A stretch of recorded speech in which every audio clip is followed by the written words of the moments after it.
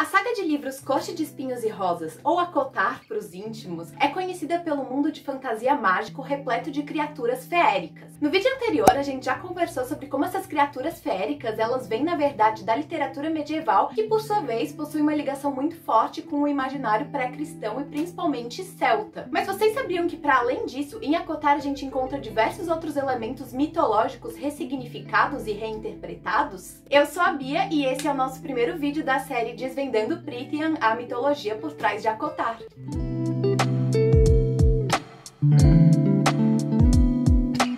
Oi, eu sou a Bia, eu sou historiadora, sou escritora, sou viciada em livrinhos e em cultura pop e eu sou fã recente da trilogia ACOTAR, escrita pela Sarah J. Maas. Aqui no meu canal eu analiso referências mitológicas que a gente pode encontrar em livros e em filmes da cultura pop. Então se vocês gostam desse tipo de conteúdo, se inscrevam aqui no canal, ativem o sininho porque tá vindo bastante coisa legal por aqui. O vídeo de hoje é o primeiro vídeo da nossa série Desvendando Prythian, a mitologia por trás de ACOTAR, onde a gente vai investigar então essas referências mitológicas, né, que a gente pode encontrar aí nos livros escritos pela Sarah J. Maas e nesse mundo fantástico de ACOTAR. Então se vocês gostam de ACOTAR e gostam de mitologia, eu tenho certeza de que vocês vão adorar esses vídeos que estão vindo por aí. Pra quem não conhece, a saga Corte de Espinhos e Rosas foi escrita pela Sarah J. Maas, que é uma escritora estadunidense, e são livros bem contemporâneos. Essa saga é composta por uma trilogia principal, com os livros Corte de Espinhos e Rosas, Corte de Névoa e Fúria e Corte de Asas e Ruína, além de um livro extra chamado Corte de Gelo e Estrelas. E também teve aí um lançamento recente, né, do livro Corte de Chamas Prateadas. O universo de ACOTAR, então, ele é composto por esse mundo, né, chamado Prythian. É um mundo onde criaturas feéricas e humanos convivem de uma maneira aí, né, pouco harmoniosa. Então os humanos, eles eram escravizados pelos feéricos nesse mundo, né, até eles conseguirem conquistar a sua liberdade, mas até hoje aí a relação entre feéricos e humanos, ela não se dá de uma maneira muito legal. E essas terras feéricas de Prythian, elas são divididas então em 7 cortes, né, e essas cortes, elas se organizam aí então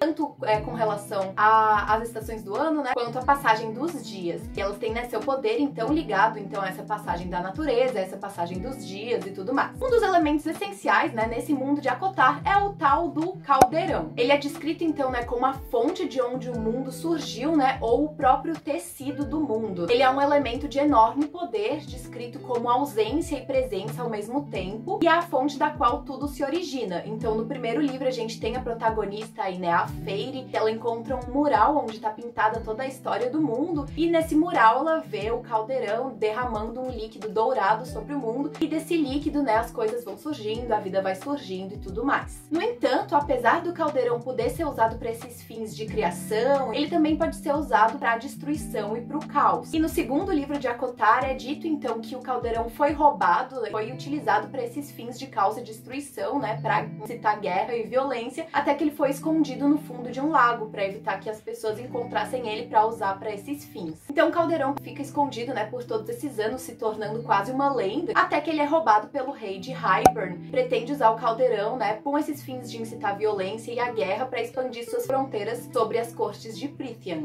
Esse elemento, o caldeirão da abundância, que é a fonte do mundo onde as coisas se originam, mas que também pode ser usado para destruição e para incitar a guerra e a violência, é um elemento que aparece em fontes literárias, principalmente encontradas nas Ilhas Britânicas. Elas reproduzem, na verdade, um imaginário mitológico muito mais antigo, que é ligado também a uma cultura pré-cristã que era encontrada ali nessas ilhas antes, né, da chegada do cristianismo. Mas então que fontes são essas e como que o caldeirão aparece nessas fontes? Existe uma fonte literária que na verdade é um conjunto de narrativas literárias que se chama Mabinogion. O Mabinogion é uma coletânea de narrativas de origem principalmente galesa, coletadas ali entre os séculos 12 e 13, então na Idade Média. E nessas narrativas a gente encontra a presença desse elemento que é o caldeirão da abundância. Esse caldeirão aparece aqui principalmente como uma forma de portal entre o mundo humano e o outro mundo, que é o mundo tanto das criaturas mágicas e sobrenaturais, quanto o mundo dos mortos aqui nesse caso. Em uma narrativa do Mabinogion chamada Bráwen, filha de...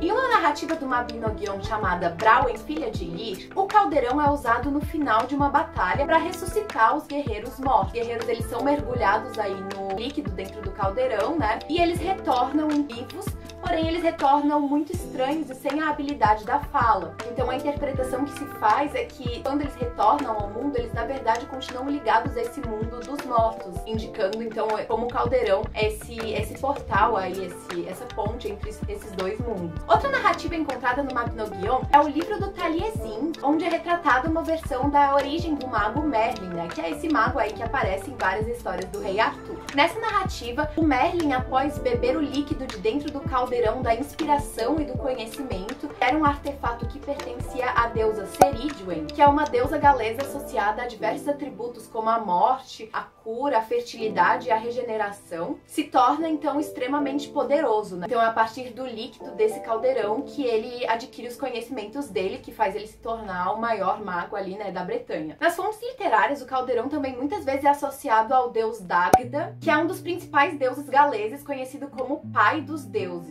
Ele é também um deus ligado a atributos como fertilidade e como vida. Então o que a gente percebe é que o caldeirão ele tem uma dualidade aqui, né? Ele tem uma ambiguidade. Ao mesmo tempo que ele é associado à vida e à fertilidade, à regeneração e à abundância, por outro lado ele também é associado à morte e à destruição. Então tudo depende dos fins para o qual ele está sendo usado. Mas além da presença do caldeirão nessas fontes literárias, a arqueologia atesta também que o caldeirão ele era utilizado para fins ritualísticos e sagrados por diversas sociedades que eram encontradas na Europa, principalmente aí na Idade do Bronze. Muitos vestígios arqueológicos desses caldeirões foram encontrados em áreas ligadas à água, como pântanos, rios e lagos, indicando então que eles eram levados a esses lugares para serem descartados. Só que como a gente sabe que a água tinha uma função sagrada para essas sociedades, o fato desses artefatos estarem sendo encontrados nessas localidades também indica, né, que eles possuem essa ligação com o sagrado. E existe um artefato arqueológico bem conhecido chamado Caldeirão de Gunderstrup,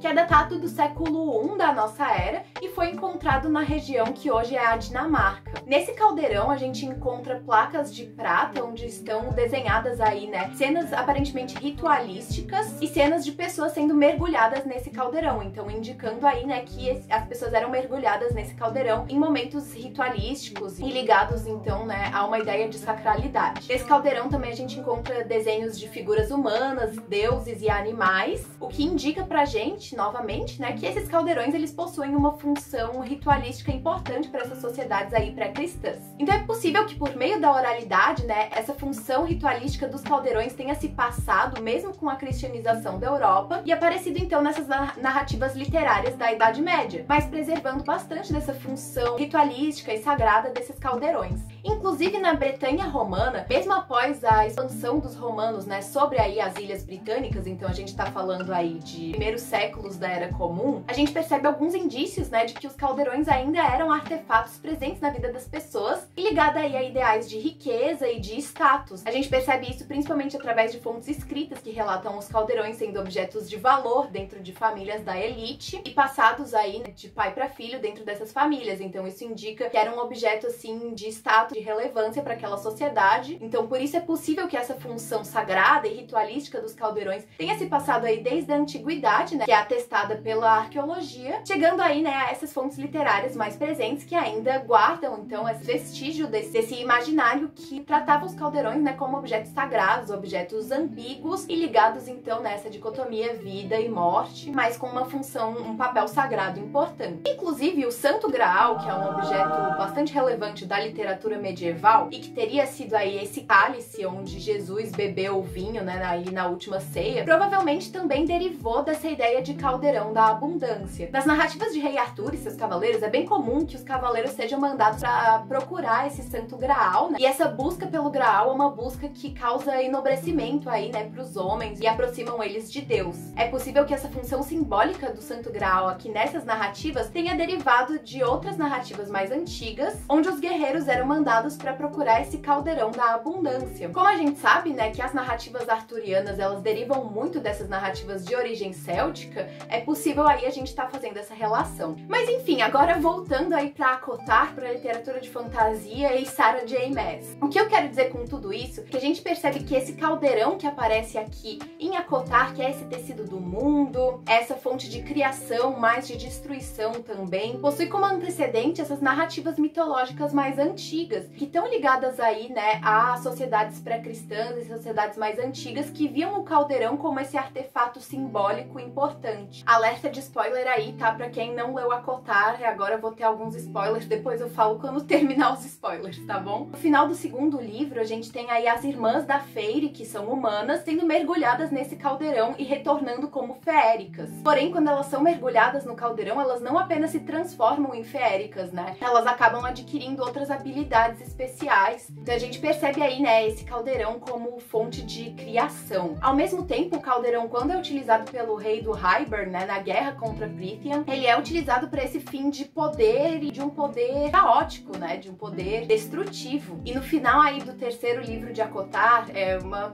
parte que eu não consigo falar muito bem porque eu chorei lento, mas no finalzinho do terceiro livro, quando o caldeirão se rompe e a Terra começa a ser destruída também a partir desse rompimento do caldeirão, a gente percebe como o caldeirão, ele é esse tecido do mundo, ele é esse elemento a partir da qual o mundo pode existir. E aí teve dali também um momento em que a Feyre e o Rhysand, eles se unem para tentar restaurar o caldeirão, e o Rhysand acaba morrendo, né, acaba tendo que dar a sua vida pro caldeirão poder ser regenerado. A gente percebe aí, né, como o caldeirão ali tem essa função criadora, mas destrutiva, né, essa ambiguidade que a gente percebe em imaginários, em mitologias bem mais antigas. Depois disso, felizmente, o Rhysand volta, porque aquela foi a cena mais triste que eu já li na minha vida. Eu nunca choro lendo o livro, mas meu Deus do céu, acabou comigo. Mas enfim, gente, é isso que eu tinha pra falar pra vocês hoje. Eu espero de coração que vocês tenham gostado desse vídeo. E como eu falei, esse é o primeiro vídeo da nossa série Desvendando Prythian, a mitologia por trás de ACOTAR. Então, se vocês gostam de ACOTAR, de mitologia e de história, ou se vocês gostam de